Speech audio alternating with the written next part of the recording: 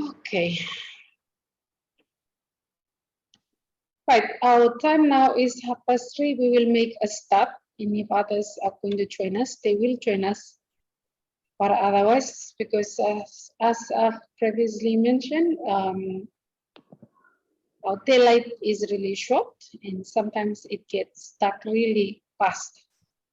So I am going to make a start by sharing a screen.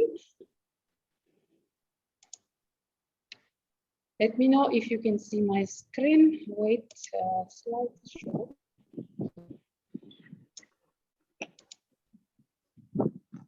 Can you all see my screen? Yeah. Yes.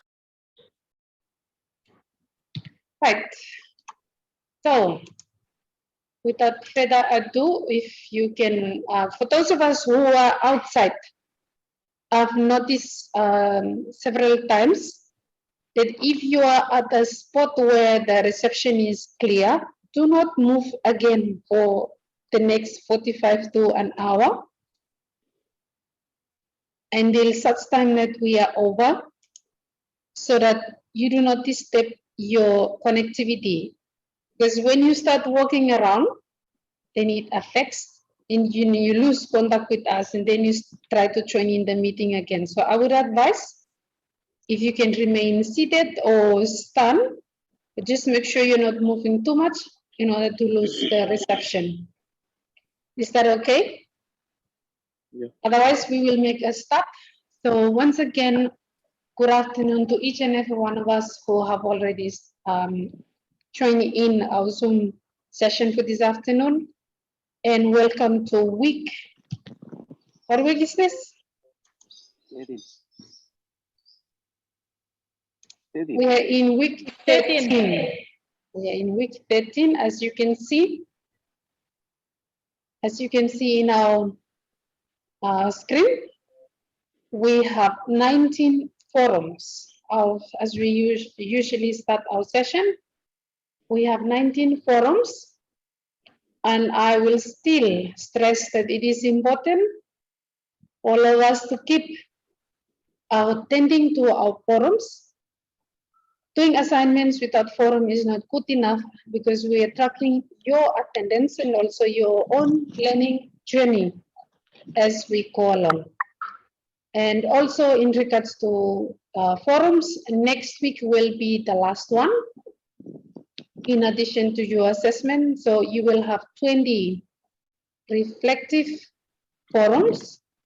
The other extra 2 that I may add or may not add, the last one will be mainly for reflection to evaluate the course, which will happen in week 16, but otherwise our last forum will happen next week. And as usual, week 13 content is open since yesterday morning, and if you cannot access it yet, it will be either week 10, week 11, week 12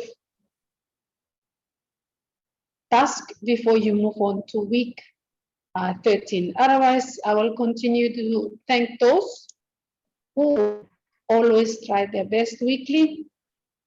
There is not really an incentive to give to each one of you, but I know it's a motivation that comes from within you in regards to your study. Again, a reminder, make sure that you are reading and you take note of assignment instruction. Assignment 1 should go in the Dropbox. Assignment 2 should be emailed, the video.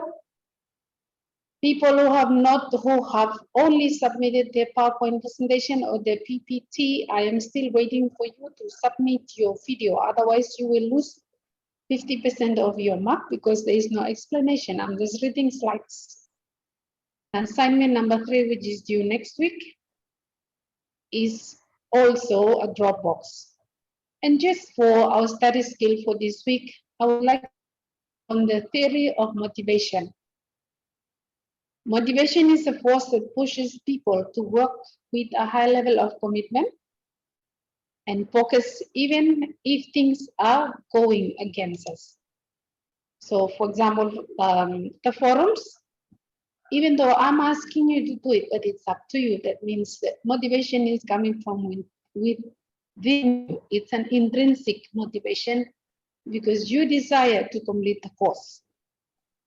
External motivation, part of it could be because you want to earn your 10% credit points. But I know for most of you, it's to do with your intrinsic motivation. And that is something that you should bring along with you when we are facing with a lot of challenges of home commitments, classroom commitments, our personal lives, but yet you choose to study and the motivation should come within you. Our new assignment due dates, as usual, the next the research project is due next week, week 14, Friday the 15th of July, latest by Sunday, the 17th of July. And your last part of reflective essay is due on the 29th of July. As we are drawing closer to the end of the semester, the admin office is also warning and asking lecturers to make sure that all the assignments are submitted on time so that you mark and submit your results to the admin, which will enable you to continue to register for semester 2, which will begin around August or September, within 2 months' time. So when you track submission dates or you do not submit your assignment, you are holding up not only for yourself, but the rest of your friends as well. Because once we give you time, it means you need to submit. If you're not submitting, you're holding up on everybody. And for those of you who are on the CES, the PNBF sponsorship, this will also affect your allowances or your payments coming in. They will only make payments when we submit results. So assignment due dates is affected by all these other things as well. So make sure that you plan your work out well and you submit your assignments in good time. I'm not sure whether you will be having sports as usual. That it's a July thing for schools to do so, but please make sure you do your assignments and submit them before you come engage in independence activities.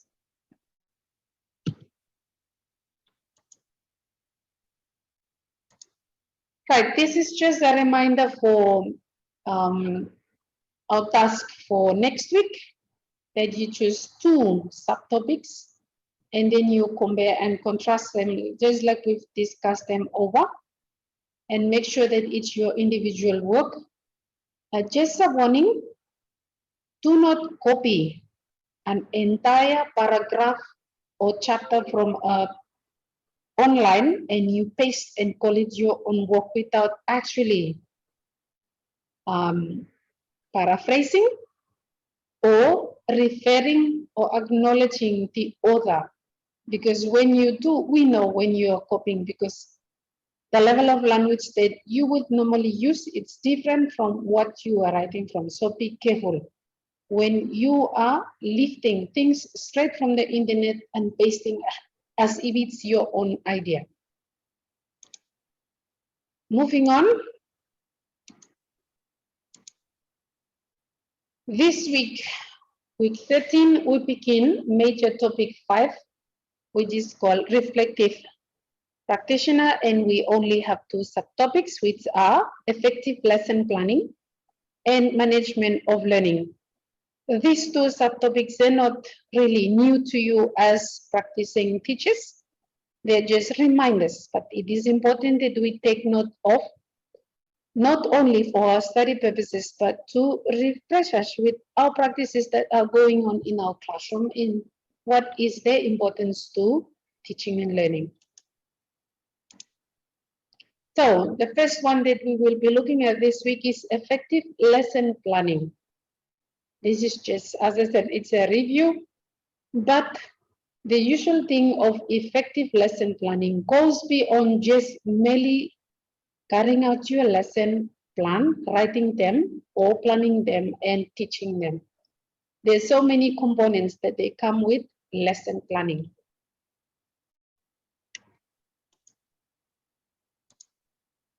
So what are we supposed to achieve by the end of this topic? We should be able to discuss the principles of effective lesson planning, design instructional planning for specific learning outcomes using a synthesis of instructional design theories, appreciate concepts and theories in designing effective instructional planning, cooperate with others in designing and sharing effective instructional planning.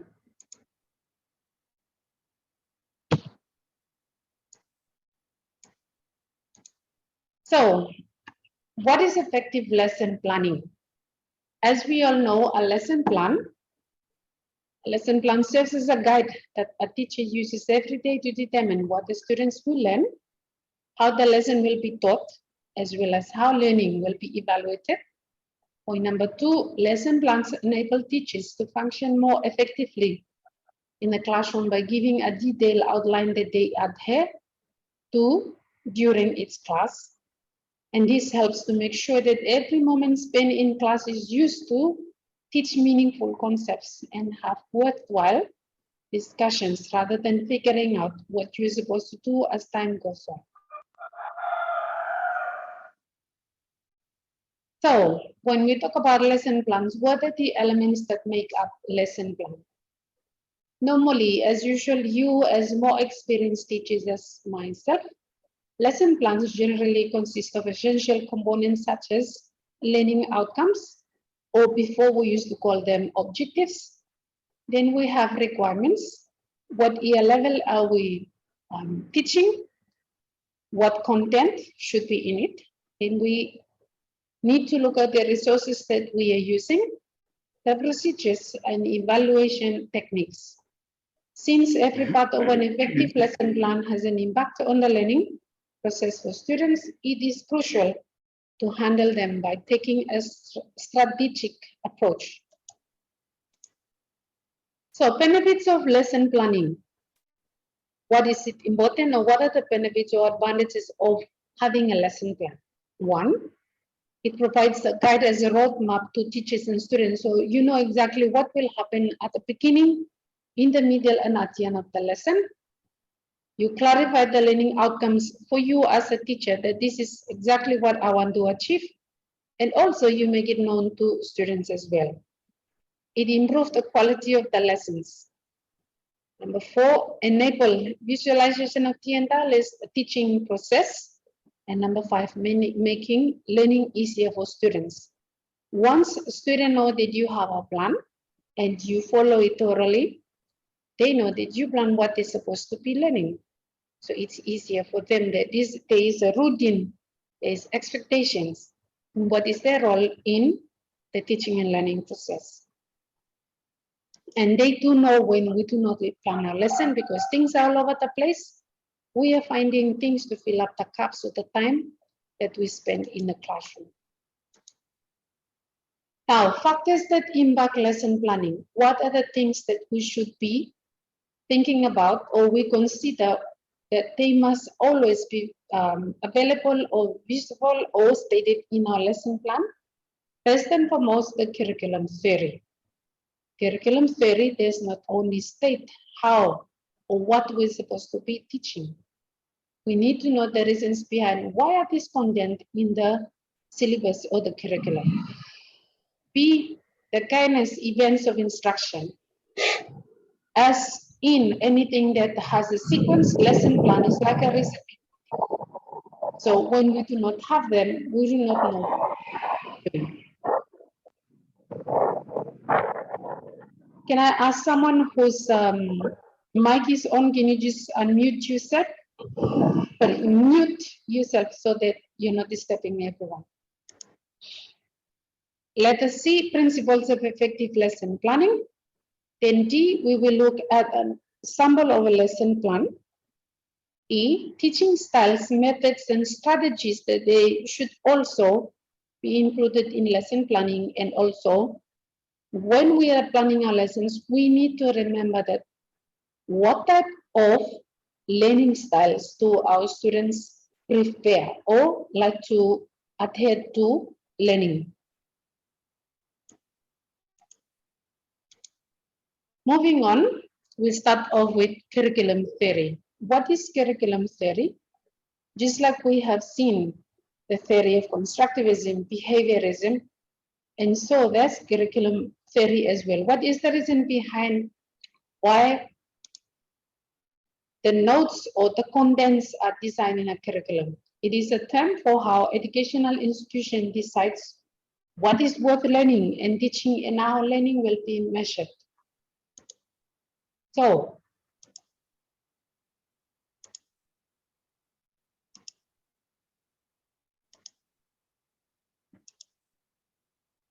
and this one other thing that comes with it is the pedagogy is closely related to curriculum theory, but where pedagogy describes how people teach and learn, curriculum describes how people decide what to teach and learn. If you have an opportunity, I'd like to invite you to make sure that you are reading the National Curriculum Statement, what is it? VNCS, not VNCW, but VNCS. In the VNCS document, it states that child-centered approach is paramount, should be paramount in the Vanuatu curriculum. And this child-centered approach or student-centered approach or learner-centered, it focuses around constructivism, meaning that we allow learners to construct meaning or knowledge for themselves. So if our students are not constructing the learning for themselves, it means something is not really right with the pedagogy that we are using. So curriculum, I will stress again, we decide what, so we're supposed to be teaching the topic, and pedagogy is referring to the arts and the science of teaching, the teaching methods or styles or strategies that we are using, as well as the learning process as well. So these two are sort of like two sides to a coin. We cannot design a curriculum without what type of pedagogy are we going to pitch or hinge on it in order to carry out the teaching and learning. Moving on, so what does curriculum theory encompass or what does it incorporate? The curriculum is defined as programs of teaching and learning which takes place in formal settings. And the 4 dimensions of curriculum theory are, there is always an aims or objectives, which are later on derived into the learning outcomes and specific learning outcomes. Aims or learning outcomes are long-term. So by the end of this year level or by the end of primary, what are they supposed to be learning? Specific learning outcomes, they are short-term aims, and they are derived or they can be broken down into specific contents in order to achieve the content or the subject area, or more importantly, what we call strand and substrand. And then we have the methods or procedures. And let's not forget that by the end, we need to evaluate or carry out assessment in order to check if learning has actually happened, and also to check whether the curriculum we are teaching is relevant to the students and they have achieved the learning outcomes before they move on to the next year level. So, learning outcomes and specific learning outcomes of the curriculum. What exactly are they? The first dimension refers to the reasons for including specific items in the curriculum and excluding the others. There are also the sets of justifications for curricular inclusion, which we can divide into 4 types. The logical dimension of the knowledge, learn to know. We distinguish between mental and cognitive operation. Then we have the cross-culture social dimension, which is learning to live together, and we deliberately have activities that relate to learning to do and learning to be. So learning outcomes, they are based on the 4 pillars of learning: learning to know, learning to do, learning to be, and learning to live together. So those are the pillars of curriculums that normally, whatever content we are writing, we must make sure that students know they can do what is their feeling and emotions affected by what they're learning, and also how can they share it with other people around them. Content or the subject matter of a curriculum. For instance, in year 2, what exactly it's the subject content of all that they should be doing. So when we look at this dimension, the two most important types of the relationship are the different items of the knowledge and the degree of integration between them. We cannot separate them, and also curriculum theories, they focus on the aims and objectives of learning outcomes that are expressed. So curriculum as a product, curriculum as a process, and curriculum as a content. What do we expect? What is the content that we're doing? What is the teaching and learning that we are carrying out as a process? And what is the product that we do at the end of the day, or we achieve at the end of our teaching? Methods and procedures on curriculum. Pedagogy as defined is the mode of delivery. As I've mentioned, in our Vanuatu national curriculum, it stages the number of approaches that we are focusing on: constructivism, child-centered approach, but it also gives us freedom to use other teaching strategies as well. So it's not really confined to just child-centered alone, but you have the freedom to use others. For example, the teacher-centered approach, group work, and others that we will see later in our upcoming slides. But the two most important learning theories are, as you can see here, allocated distinguished role to learning styles, assessment, and metacognition. We must make sure that we're giving students the opportunity to develop thinking beyond the classroom and implementing them as well. Oops, I think I've gone to the previous slide. And the next one in relation to curriculum is evaluation or assessment. We need to make sure that we are practicing different types of assessment, not just to the end, but also during the process as well. So I am encouraging you that in your practice as teachers, don't just wait until end of a term to start carrying out summative assessment. Make sure that you start at the beginning with the diagnostic, and diagnostic can either be formative and it can also be summative. In between your teaching, make sure that you're practicing a lot of formative assessment, either in the classroom or as projects for students to do outside, and also to use summative as well. Sometimes it's not really fair to push all the assessment to the end of the term, because by the time, probably students have already forgotten what they have studied in week one. And also, if you look at it carefully, we are just assessing the cognitive part, but not the hands in what the students can do or feel. So we need to be careful with how we are assessing our students. And this we will look at in detail in semester 2 when we look at multi-grade and assessment course. Moving on, we look at the kindness events of instruction.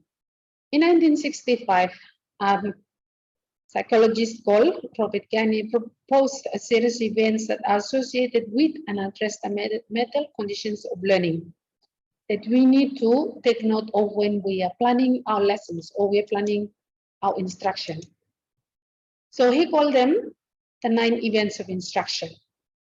First one, when you're planning instruction, how are you going to gain the attention of the students? Number 2, we need to make sure that we are informing students of the objectives or the learning outcomes. Number 3, we need to stimulate recall of prior knowledge. Make sure the new learning content has to make link to what has already been learned or respect what the students come with.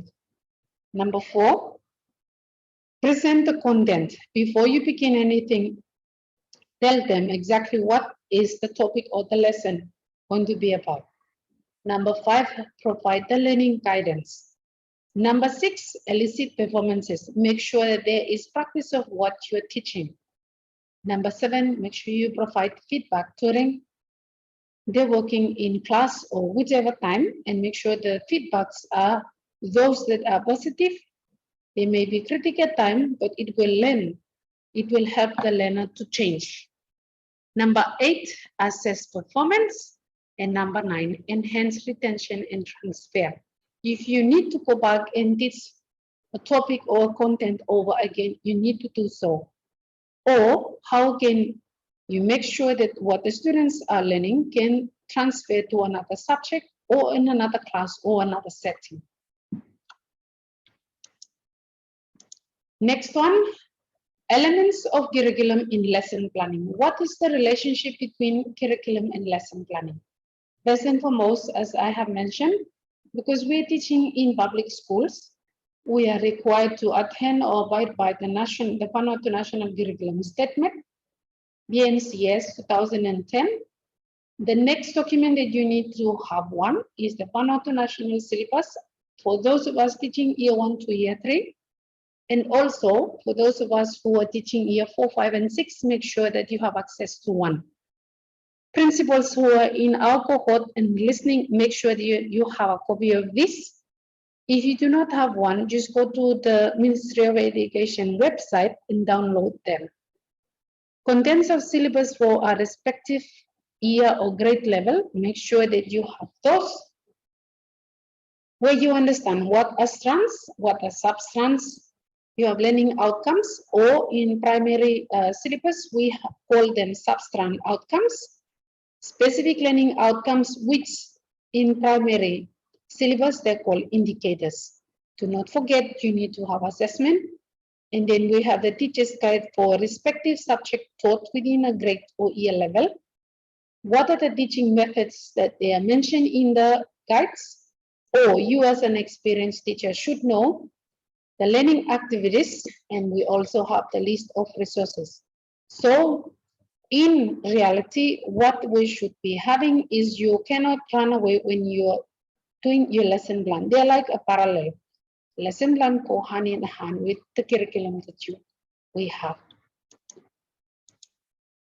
Now, when we are planning our lessons, we need to make sure that we take this into consideration. What is the level of intelligence that we have in our class? Bear in mind, every single person, either normal or special needs or whatever, we are born with some sort of intelligence. And Howard Gardner identified the 9 different forms of intelligence. It means your smartness. How smart are you in what? First one is called the visual. The picture smart people. These are the sort of learners, including you and I, that they must see a diagram. They must see a picture in order to make the correlation or the relationship in the learning. When you're just talking, they become bored. They need to see something, just like I'm showing or sharing the screen with you. Number 2, we are moving clockwise so that it's easier for you. In the linguistic, we call them the word smart people. Word smart people, they like to read. They need a lot of reading book. They like to talk. And they are very high with the levels of the terms that they use. Where will you find them? They are language teachers.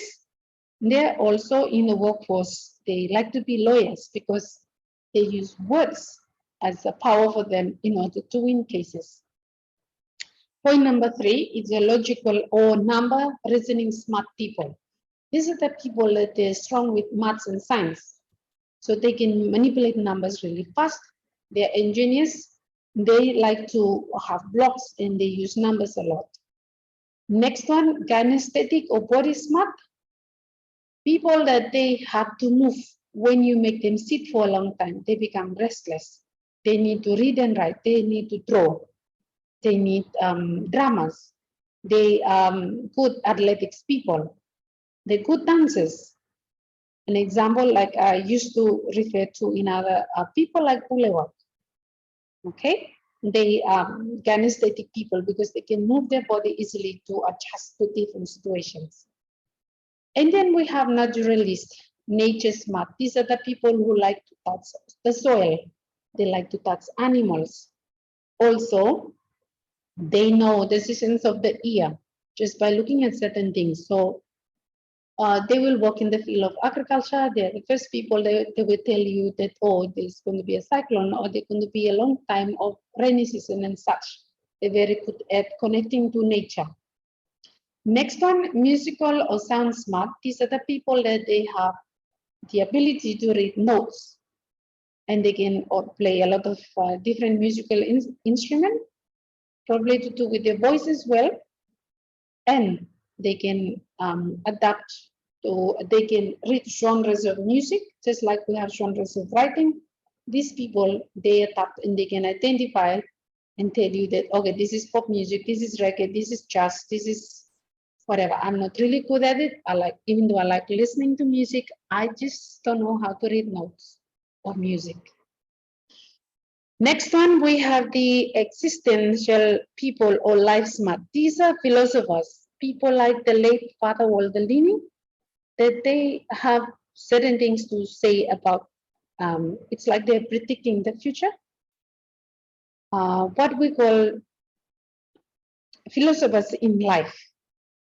And they like to talk about things that exist beyond what we see now. They're not out of this, sorry, they're not ordinary, and they have visions and dreams. The second last one is interpersonal, people smart. People who can relate to, and the moment they meet you, they become friends with you. They are born leaders. They can convince people of all ages and sizes to go behind them. Okay, you can look at politicians and you can identify, is this person a people's person? For me, most teachers are people smart because they can relate to people. Maybe that is why they chose to become teachers, because they can work with other people, of how much people do not like to work with them, but yet they can work with them. And the last one is an intrapersonal or self-smart person. This type of people, they're so smart. You will find them in little children, reading by themselves, playing by themselves. They're very smart. Sometimes for adults, we can say they lack social skills because they don't know how to relate to other people, but they have principles. When they decide something, they stick to it. And also, they are what we say in our culture, they are red eyes sort of people. They don't mix with other people, even though they're really highly qualified. They just don't know how to mix with normal people. So why are we looking at this, and what is the relationship of all this intelligence to lesson planning? Well, when you're planning your lesson, no matter what the topic is, make sure that you are incorporating an activity for these different type of people. If you are writing a lot, the blackboard is full of notes for students to copy. Is it beneficial to the picture smart people, the musical people, the kinesthetic? Maybe. What about the neutralist? What about the logical? What about the interperson, people who need to talk, people who need to listen, people who need to hear? And for all of us, we can have all of this. It depends on how well we are using them, how well we're developing it from early childhood to our adulthood and throughout life. Okay, we can have people who have qualifications in science, but they're really good woodwork covers. Or we can have people who are really good in arts, but yet they're doing science in other fields as well. So for us primary teachers, we kind of use all of this at the same time because we are teaching across the curriculum, or we're teaching all the subject areas for each one of them. Moving on. Now we're looking at the learning styles. When we're teaching, make sure that you incorporate all this in your teaching make sure that your activities that students are supposed to do, there must be an activity for students to see using charts and tables, video, okay? Pictures for the little ones or even the big ones to enjoy pictures as well. It is called the FARK model, V-A-R-K. V for visual, A for oral or audio, R is for reading and writing, and K is for kinesthetic. So oral people, they need to hear. They need a lot of explanation, a lot of repetition. and they're very good at explaining things to other people, and they can repeat exactly the instruction that you are given to someone else. Kinesthetic, they need to be able to do something, a hands-on activity, so that they can learn. And the last one, they read and write. Make sure that it's lots of reading content, not the copying from the notes only from the board, that make sure that they have opportunities to practice this as well. Moving on, I would like to stress with you, because you're not going to be doing the course for primary teaching methods, because you are experienced teachers. I have left it out so that when you are planning your lesson, choose one of them each time you're teaching and focus on it. First one, as we all know, teacher-centered instruction.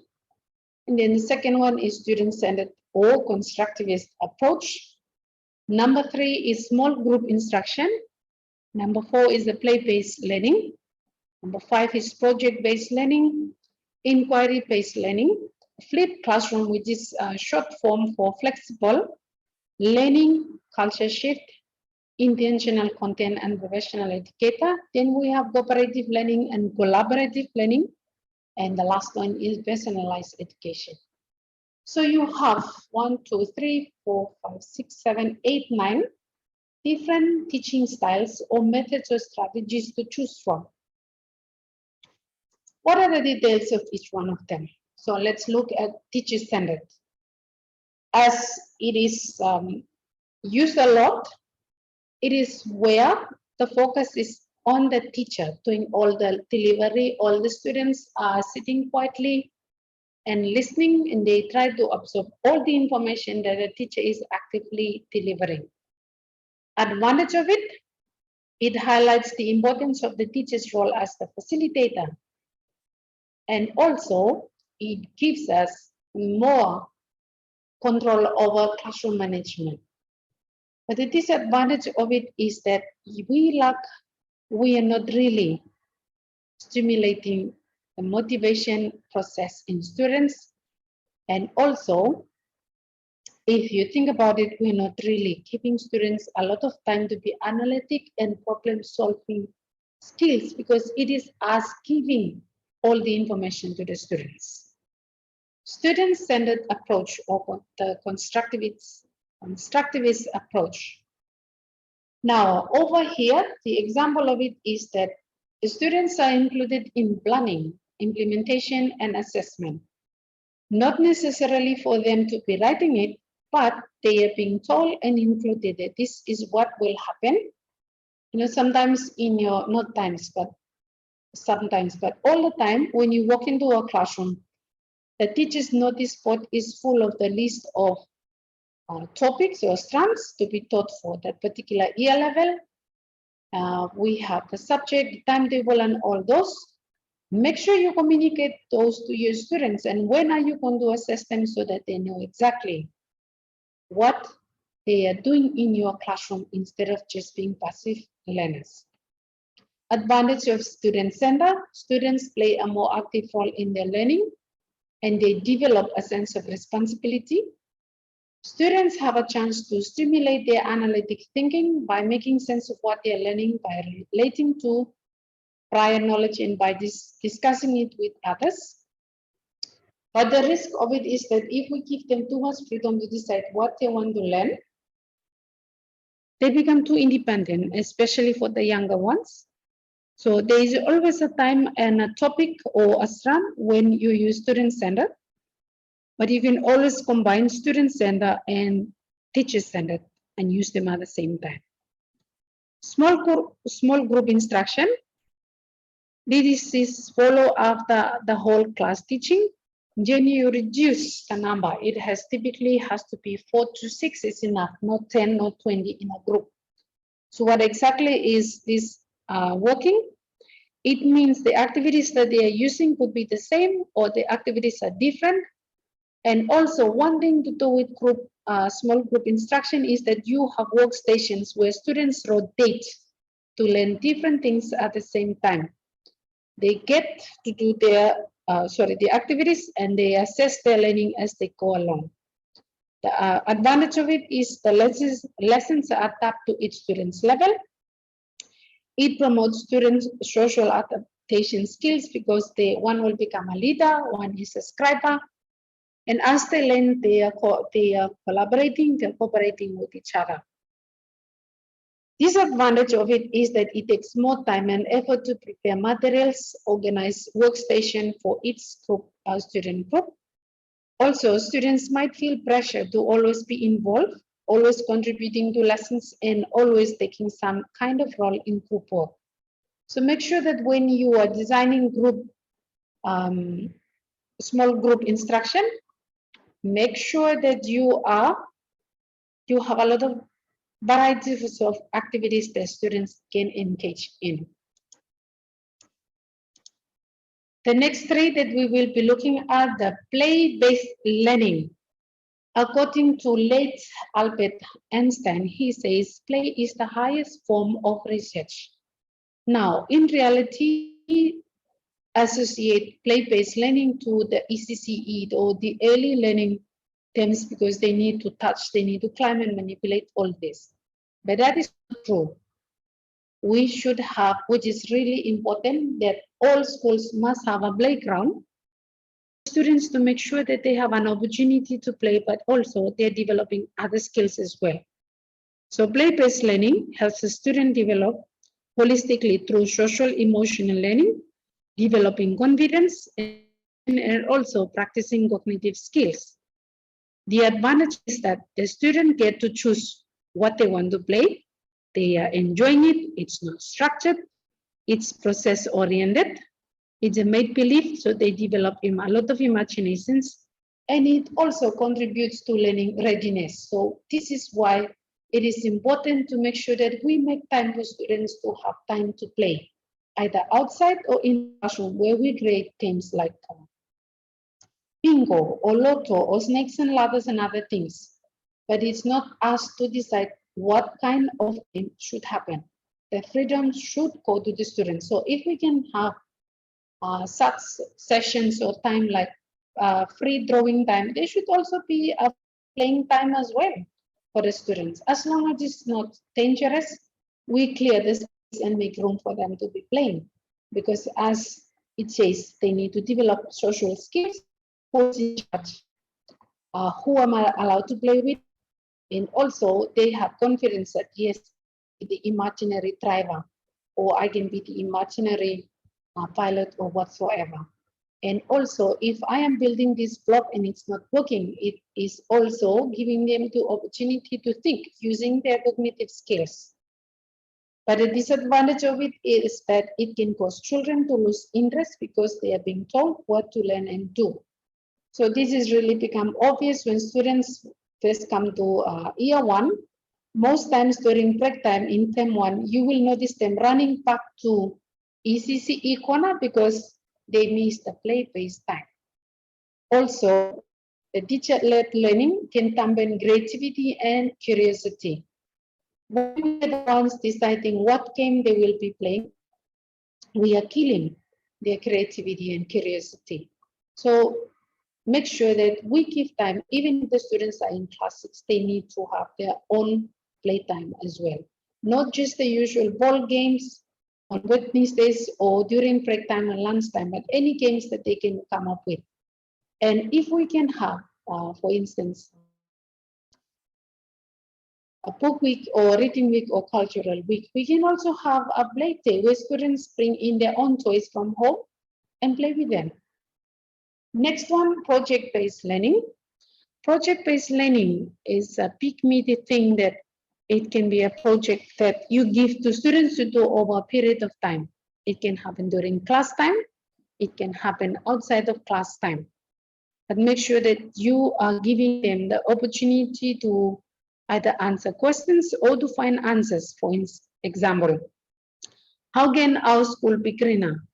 How was our village in town in the past and how can it be done in the future? Where do you see yourself doing this and so? So they take the leadership of finding the answers to this, and at the same time, they are developing the skill of critical thinking evaluating, analyzing, making decisions, collaborating, and more. Advantages: between projects, the teacher may provide scaffolding and smaller bit-sized projects to help them. So you start small before you move on to huge ones. Cooperative learning is enhanced by letting students organize their work in groups. The disadvantage is it's quite time consuming. It requires the classroom management skill, whether the materials you want to use are available, and also some students who have not or are not used to group work before, they may have difficulties adapting, especially those with special needs. Next one, inquiry-based learning. Now, the difference between these two is that inquiry-based learning, the students are the one who grade the question or the topic of research, and the teacher is only guiding them. Okay? For example, I have used this example over and over for social issues that students are facing, or why are parents separating, or why is this happening to our school but not in other schools. So the one who are grading the question. Okay, before maybe that was the shoreline, but now it has moved upwards. What can we do about it? So this is the opportunity for the students to find the topic and also find answers to or solutions to the topic. The only disadvantage of it is that students are encouraged to speak up. Some of them that they are embarrassed, they may not really develop the social skills, or they feel embarrassed to express themselves. And also, it's really, sometimes it's difficult to assess, especially when we do not know how to teach it, to use this approach. And also, because we are used to giving marks to students all the time, sometimes when we do not give them marks, they may not be motivated to continue with inquiry-based learning. So make sure that you know when and where to use all these three. The three last one, flipped classroom. Flipped classroom is associated probably with, we can say examples of it are homeschool teaching. They can be homeschool packages. They can be Moodle platform. But the difference for this one is that you give the content to the students to take ownership and learn it during their own time. So the advantage of it is the students, they control what they're learning at home. And once they come to class, you're no longer teaching them those notes anymore, but you go straight doing the activities with the students in class. Disadvantage of it is that students may not always have access to devices that allows them to access the flipped classroom. For example, Moodle needs the internet access. The other one is, what is the level of reading for this child? And do they have space or facilities at home that will allow them to access the material? But the good news is the studies are showing that it improves the positive effect, outcomes the shortcoming. Once the students see it as an opportunity for them to take over, it will help them. And there's another advantages for our setting in Vanuatu is for students. You know, in the past, some family might be housing students where they're living really far from the school, and they need to come and live with relatives in another village in order to go to school, or in their homes in order to go to school in town. And sometimes they miss their parents, or they're homesick half the time living with other people. So a flipped classroom would be an option for them, where teachers design activities along with topics. They take them back to their village or out in the bush or wherever, or even they're sick. They can do their work and bring it to you to mark, and then you give them another set as well. So this can work for students who are not really living close to the school. The second last one is cooperative and collaborative learning. These two words are usually used as if they mean the same thing. Actually, they are not. In a collaborative learning, it's voluntarily. Students can choose to work in a group, they can choose to help, they can choose to participate. So it's voluntarily. Whereas in cooperative learning, for this one here, it works with group work. So in cooperative learning, for instance, we have, let's use the central teachers. We have Diane, Daniel, Elma, and Mr. Tambe. So if I give them, for example, the topic of, can you tell us what is the theory of motivation? So Diane would say, oh, I am going to look at who is the person behind the theory. Daniel will work on the examples of how do we use them. Elma might work on the advantages, and Dambe might work on the disadvantages. And then they will sit together. Diane will explain the part that she has researched on. Daniel will talk about what he has found. Likewise for Regina and Elma and the others. So you are informing your friends, but while you're informing your friends, make sure that they understand what you're saying and they will take it with them. Okay, in the bus, we do a lot of cooperative learning. For example, before you go and say your times table to your teacher, you're telling it to your friends and they're checking to make sure that you know all of them before you go to your teacher. So cooperative learning is about sharing information. Okay, we research and then we practice and make sure that it is correct before we move on. The difficulty for this or the disadvantage of it is that some people will not really be sociable and they may not, they see it as they don't want to be cooperative, they want to be competitive all the time. But don't forget that when we look back to our culture of learning, people from Vanuatu are very cooperative outside the classroom. But why is that we are breeding competitiveness in our classes? So it makes it difficult for people who are slow learners to catch up because they did not have an opportunity to learn from peers. So make sure that when you are creating your activities, there's an opportunity for cooperative learning to happen. The last one is personalized education. This one goes especially where if there is a less number of students, for example, 10 or 12 or 15, each one of these students have their own pace of learning. The teacher is designing a different level of activities each week. So you finish this one before you move on to the next one and so forth. Also, it is an advantage for students who are constantly away from class, maybe because of sickness or parents are traveling or whatever, but it's easy for them because they will catch up at their own level at their own time.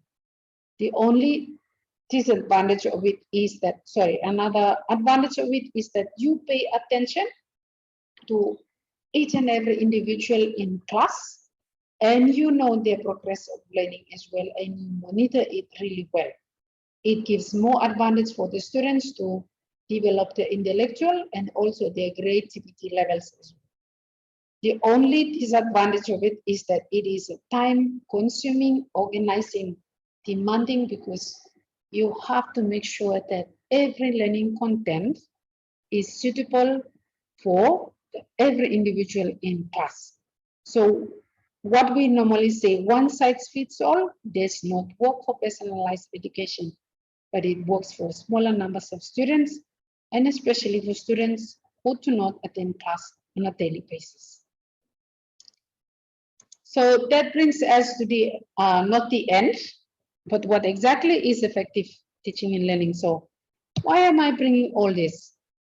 I would like to challenge and also encourage you to make sure that you're using all these 9 different methods in your teaching. Some are familiar, some are new, but it's always good to be open-minded and try something new. Because the level of learning for the students that you have nowadays is faster than what we used to have before. So if they can recall all the apps in a smartphone and use them, it means whatever learning styles we are using, we need to make sure that we are pairing our teaching methods. You can also combine them, for example, cooperative and collaborative can also go with small group, and also cooperative and collaborative learning can also go with student-centered, or it can also work well with teacher-centered learning as well. So mix it up, like just like we want a good salad, we incorporate a lot of ingredients. So is when we are planning the strategies or instructions we want to use in our lessons. So what is effective lesson planning? Good lesson planning is essential to the process of teaching and learning. A teacher who is well prepared is on his way to a successful instructional experience, and the development of interesting lessons take a great deal of time and effort. So lesson planning for you as experienced teacher, the big time that we normally do, that takes about, according to studies, it takes about 80% and 90% outside our working time. But a good planner will reap a good harvest at the end. So even though it takes a lot of time, but it's important because you know that 2 hours, you're not going to waste it talking about behavior management or such, but you make use of every single minute that you have with your students. Okay, my keyboard is not really working. So the principles of effective teaching planning that we need to consider is before, while, and after planning. What are the elements that we associate with planning? We must make sure that we identify the learning outcomes, both long-term and specific. That is a substance outcome and the indicator. Plan the specific learning activities. And I would like to add here what type of teaching strategy that you are going to use. Plan to assess students' understanding. Plan to sequence the lesson in an engaging and meaningful manner. Create a realistic timeline and plan for a lesson closure. The bell is not a signal for the lesson to end. Okay, make sure that you mention it in your lesson planning. So before the class, identify the learning objectives, plan the specific learning activities, create a realistic timeline and plan for lesson closure. During the class, you share the lesson plan with your students' help by keeping them more engaged and on track. After the class, sit down and reflect. Work on what went well and why. What have you done that you would have done differently? So in your reflection, is just don't just put done. Make sure that you write some notes to make sure that you improve your lesson next time. I am not going to go through all this because you are experienced teachers, but just make sure that every time, every minute that you have in your class must be accounted for something. Less time talking from the teacher, more time should be given to students' activities. When you are teaching, first and foremost, introduce the topic and tell students what is the indicator. We are going to recognize, we are going to sort, we are going to demonstrate, we are going to do so and so. Make it inclusive so they understand. Once they know the expectation that you are talking about, remember right from the beginning of our semester, we look at constructive alignment. What are the expected learning outcomes? What are our teaching methods? What are the learning activities? And how are we going to assess it at the end? So you are actually carrying out the process of constructive alignment when you're telling your students what you need and you expect from them. So the table below are what we need to understand. We clearly state the task, important learning goals. They are achievable, they are demonstrable and measurable. It's fair and equitable. We are not taking year 6 content and teaching to year 3. It is linked to our course or program, or by the end of the year, what exactly are we supposed to be doing. Plan the specific learning activities. What will I do to explain the topic? What will I do to illustrate the topic in a different way? How can I engage the students in the topic? What are some relevant real-life examples, analogies, situations? What will students need to do to help them understand the topic better? Learning activities, these are just examples. You can find your own. They are drill and practice. You can give lecture like I'm doing. But you remember, you don't lecture class 1. It just won't work for them. They will fall asleep. You can use quiz. Make sure students have opportunities to do student presentation. You can have game simulations or role play. You can have debate. You can have discussions, feedback. You can invite someone else to come and teach them or give them a talk. You can have case study, concept mapping, real world projects, and reflective journals. So these are examples of activities that you can use beside the ones that you already have with you or you know of or have been using. So when you plan to assess students, make sure that you are using either formative or summative assessment. You vary your items or the tools you're using, multiple choice, short answers.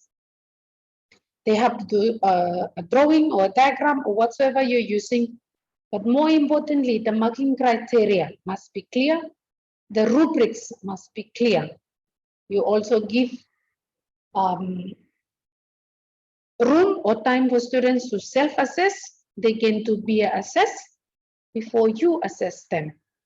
And also, it's very important at the end, whether it's an activity done in class or during an assessment time, you must make sure that you're providing feedback to students on how to improve their learning, and also inform yourself that, am I giving the right feedback? If all the students are passing or failing or half the class is failing, what is happening to my teaching? What do I need to improve on? Plan to sequence the lesson in engaging. Remember Robert Gagne's 9 processes. You gain their attention, inform learner of objective, you simulate or recall of prior knowledge, present a new content, you provide guidance, and make sure students have a lot of opportunities to practice. Make sure that in your lesson you're providing feedback, you are assessing their performance, enhance retention and transfer. If students need to have remedial or go over a topic again, make sure you make time for those. Creating a realistic timetable. I will not go over this, I've already explained.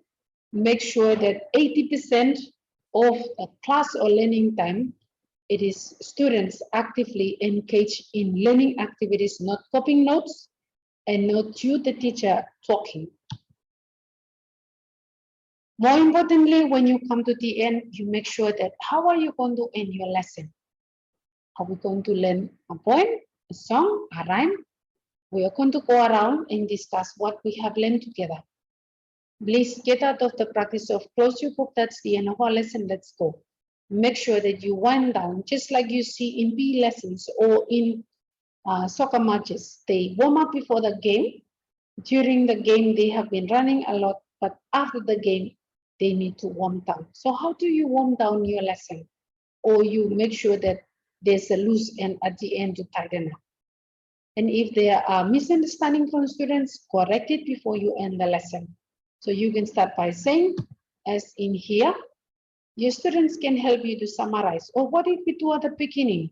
What were we doing during the lesson? Did you enjoy the activity? If yes, if it's confusing, at the end, what have you learned today that it's new or different from the other times?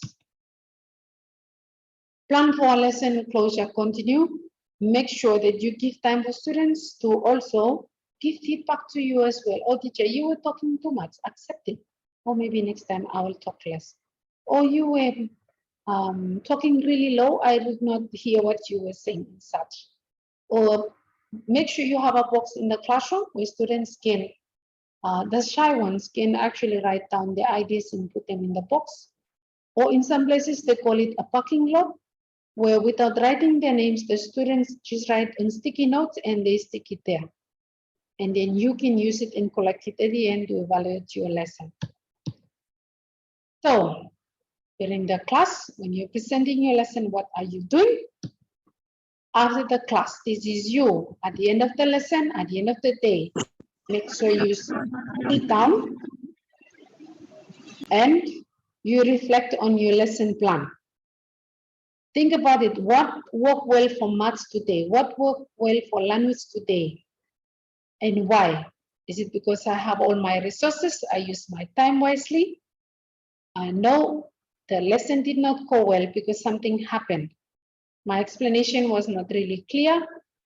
So-and-so was sick and needs attention. And what am I going to do next time if the same thing happened again?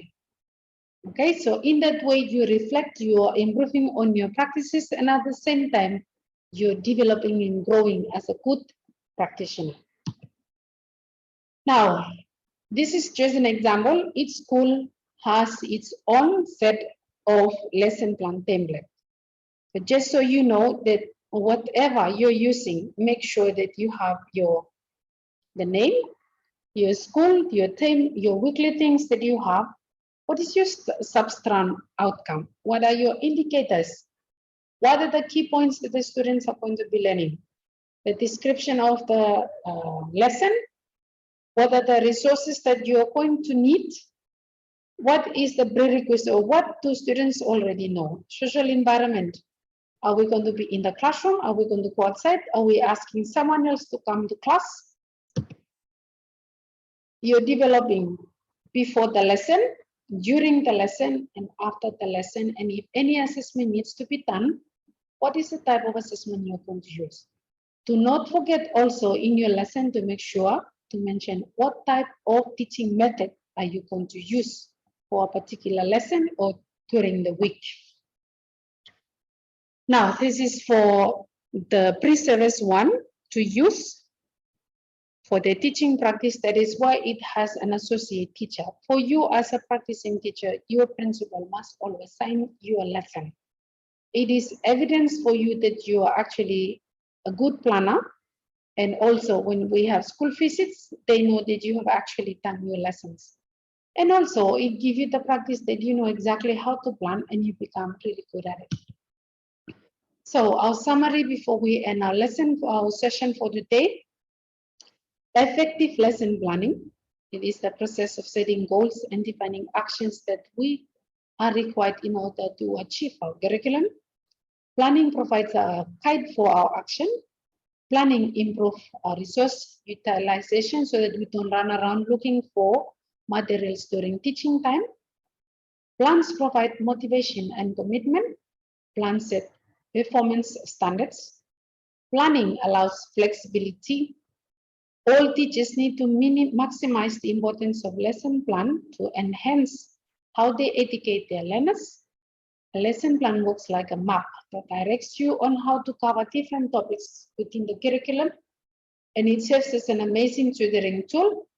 And through lesson planning, teachers can understand what is expected from the lesson and enable the students to understand the learning outcomes.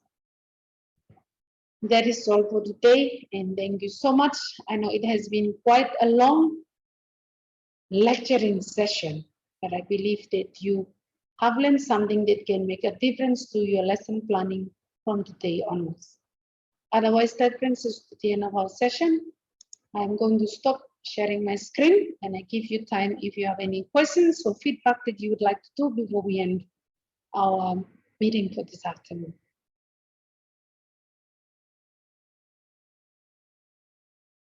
Over to you while I take a break from talking and listen. Anyone? You can unmute yourselves now.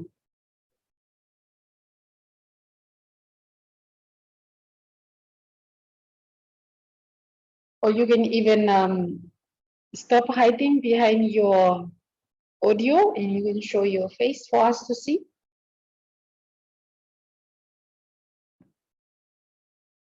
Hello, are you still with me or you've all gone away? We are still with you. Oh. Thank you for the presentation, Mrs. Effrel.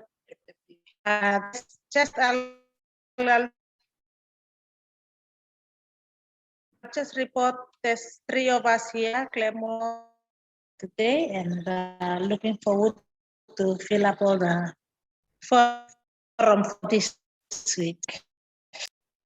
Thank you, Thelma.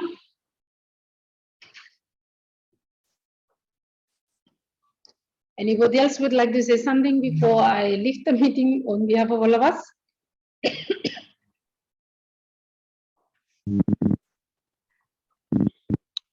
Thank you, Miss. Welcome, Stewart, and thank you for making time.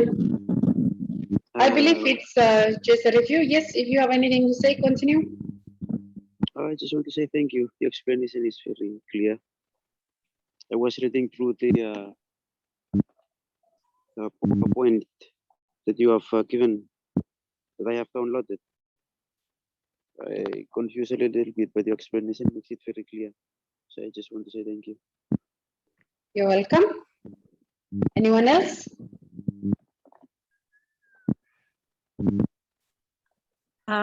Mrs. Morris, we have one question regarding the assignment, assignment 3. Go ahead. For the individual research project, can we, based on the readings that you've provided for us also, or we will do a research outside from the readings that you've presented? You're allowed to use those readings. That is why we give more than 2, so that even if, sorry, you're allowed to use them. That is why we're giving more, because you do not have access to a physical library. And also you might not find the same material when you go online, because we specifically go to certain websites to find them. So yes, you can use those. But there's something I noticed from someone saying, according to Mrs. Morris, in slide number or this week, remember Mrs. Morris has not written a book yet. So I am just relating what I have researched and found. Or don't refer to slide number or whatever, okay? If you have read something from the slide and it's really standing out or helpful to you, copy that and paste it onto Google, and you will actually see who, or ask who is the author of this statement, and it will pop up. So you can paraphrase properly instead of saying according to Mrs. Morris or according to slide of PowerPoint 7 or 8. Just something I want to point out. But thank you for your question, Telma. It's really important. And yes, you can use them, but make sure that you're paraphrasing or you're referencing it accordingly to 6th ABA referencing style. Anyone else? Thank you. You're welcome.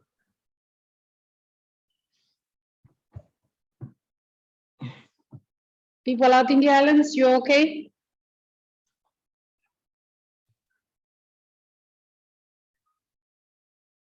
Right, if there's no more question, no more comments, I am just, this topic is just something that it's your everyday task.